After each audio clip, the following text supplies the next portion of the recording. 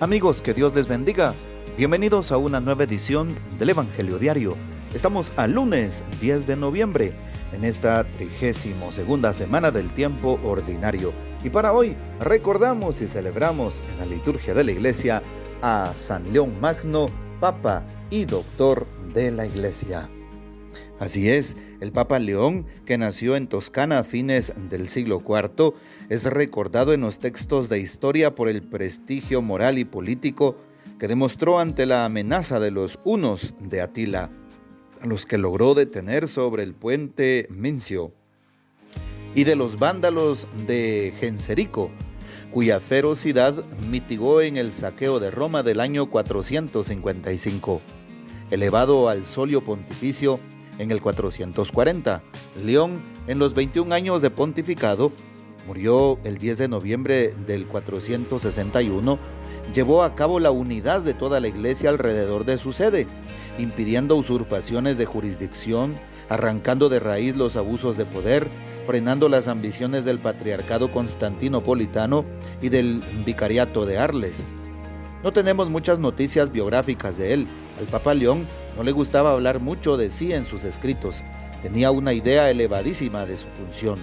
Sabía que encarnaba la dignidad, el poder y la solicitud de Pedro, jefe de los apóstoles.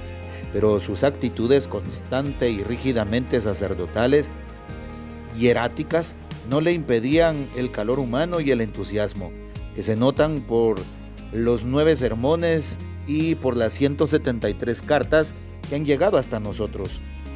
Sobre todo las homilías nos muestran al Papa, uno de los más grandes de la historia de la Iglesia, paternalmente dedicado al bien espiritual de sus hijos, a los que les habla en lenguaje sencillo, traduciendo su pensamiento en fórmulas sobrias y eficaces para la práctica de la vida cristiana. Sus cartas, por el estilo culto, atento a ciertas cadencias eficaces, demuestran su rica personalidad, espíritu muy comprensivo y previsor. No se detiene en particulares de una cuestión doctrinal y, sin embargo, participa activamente en la elaboración dogmática del grave problema teológico tratado en el Concilio Ecuménico de Calcedonia, pedido por el emperador de Oriente para condenar al monofisismo, que cuestionaba la persona de Cristo. Su famosa epístola dogmática Ad Flavianum, leída por los delegados romanos que presidían la asamblea, presentó el sentido y también las fórmulas de la definición conciliar, creando así una efectiva unidad y solidaridad con la sede de Roma, caso único en la historia de la Iglesia, desde ese tiempo hasta nosotros. León fue el primer papa que recibió de la posteridad el epíteto de Magno, el Grande, no solo por las cualidades literarias y la firmeza con la que mantuvo en vida al decadente imperio de Occidente, sino por la solidez dogmática que demuestra en sus cartas, en sus sermones, en las oraciones litúrgicas de la época, en donde se ven evidentes la sobriedad y la precisión características de San León Magno. Pidamos pues la poderosa intercesión de este grande sucesor de Pedro, San León Magno, Papa y Doctor de la Iglesia. Así es, y para hoy, lunes 10 de noviembre, tomamos el texto bíblico del Evangelio según San Lucas, capítulo 17, versículos 1 al 6. En aquel tiempo, Jesús dijo a sus discípulos: no es posible evitar que existan ocasiones de pecado, pero ay de aquel que las provoca.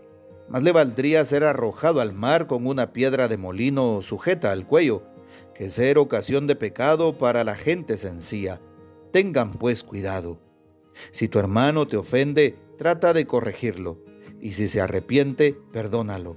Y si te ofende 7 veces al día, y 7 veces viene a ti para decirte que se arrepiente, perdónalo. Los apóstoles dijeron entonces al Señor: aumentanos la fe. El Señor les contestó: si tuvieran fe, aunque fuera tan pequeña como una semilla de mostaza, podrían decirle a ese árbol frondoso: arráncate de raíz y plántate en el mar, y les obedecería. Palabra del Señor, gloria a ti, Señor Jesús. Hoy Jesús trata un tema muy importante, el tema del pecado y el tema de la consecuencia. De tal manera que para evitarlo necesitamos la fe, que el Señor aumente nuestra fe. Es muy importante saber lo que dice al inicio. No es posible evitar que existan ocasiones de pecado. No, pero no debemos provocarlas nosotros. Es decir, no provocar al prójimo para que caiga en pecado, no provocar al otro en discusiones, disputas, en tribulaciones, en críticas y en todo tipo de pecados, que nosotros no lo provoquemos, porque sabemos que evidentemente la tentación vendrá, y Jesús es claro cuando lo dice: no es posible evitar que existan ocasiones de pecado, no es posible. No es posible que yo pueda matar al mal, no es posible que yo pueda quitar de mi vida al tentador, porque siempre estará ahí. Es un espíritu invisible, maligno, oscuro, pero que siempre estará actuando y que se impone a nuestras fuerzas o a nuestra forma de ver la realidad, o de verlo a Él en la realidad. Por eso es que no podemos evitar que existan ocasiones de pecado, porque siempre vendrá la tentación. Además nos conoce a todos, desde las cosas mínimas hasta lo más fuerte o más sensibles o más débiles que seamos, siempre. Pero ¿qué podemos hacer? No provocar a los demás caer en pecado, porque si no, nuestra condena sería cruel, fuerte, sería terrible, una tragedia para nosotros. Por eso dice: tengan cuidado, no sean ocasión de pecado para la gente sencilla. ¿Y qué pide hoy el Señor? Si alguien te ofende, si alguien comete un pecado, una ofensa en contra tuya, dice: perdónale. Trata de corregirlo. Si se arrepiente, perdónalo. Si te ofende 7 veces al día, 7 veces te viene a pedir perdón y te dice que se arrepiente, perdónalo. Jesús nos está dando una fórmula que no existía, una fórmula que sigue siendo hasta el día de hoy la fórmula de los enamorados de Dios. Es el perdón. Dios perdona. Cuando te vas a confesar, ¿acaso te sacan de las orejas del confesionario? No, siempre te dan la absolución, porque Dios es un juez misericordioso. Siempre perdona. ¿Por qué no tenemos nosotros la capacidad de perdonar al prójimo si sabemos que Jesús siempre nos perdona? Cuán importante es aprender a perdonar. Si me siento perdonado por Dios, si en algún momento de mi vida sé que soy un pecador, vil pecador, pero siento su misericordia, siento su bondad, siento su perdón, siento su ternura, no me quedará de otra que también reflejar lo mismo que he recibido. No es posible que alguien que haya recibido el perdón pueda actuar incoherentemente de otra forma. Sí, con odio no se puede. Por eso hoy se nos invita a perdonar. Pidámosle al Señor que nos ayude a pensar en aquellas personas a las cuales le debemos perdonar, ¿sí? Y si alguien nos pide perdón, perdonarle, evidentemente. Y claro, si tenemos que pedir perdón, también lo hacemos. Hoy también termina el texto recordándonos cómo aumentar la fe. Si yo quiero perdonar, necesito creer, confiar en el Señor, ¿sí? ¿Y cómo aumento mi fe? Mi fe se aumenta acercándome a Dios, escuchando la palabra como hoy en el Evangelio. Se aumenta yéndome a confesar seguido. Se aumenta participando en la Eucaristía, comulgando en la Eucaristía.